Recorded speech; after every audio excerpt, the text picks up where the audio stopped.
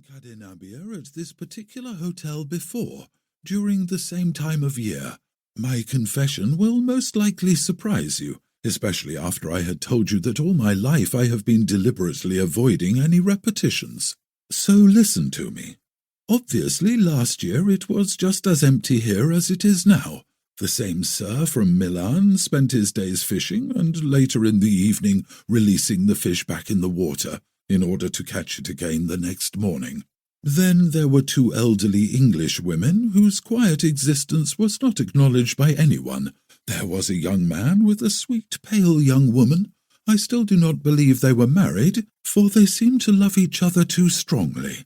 Finally, there was a German family that certainly came from the north of the country. It introduced an old, broad-shouldered woman with a hay-coloured hair, ungraceful and coarse movements, sharp steel eyes, and narrow, as if it had been carved out with a knife, foul mouth.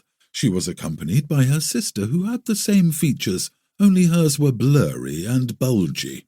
They would spend an entire day together, yet instead of talking to each other, they would silently engage in needlework, weaving all of their thoughtlessness into the fabric, relentless parks filled with boredom and narrow-mindedness.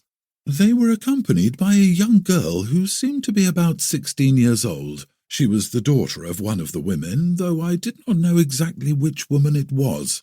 The awkward contours of her face and body had already begun to transform into feminine outlines. In effect, she could not have been deemed beautiful, for she was too slender, too crude, and of course tasteless in style.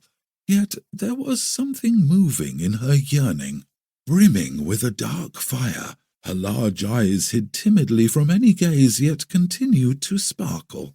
She too carried her needlework around, but her hands lingering and her fingers freezing, she would sit quietly and fix her wandering gaze at the lake.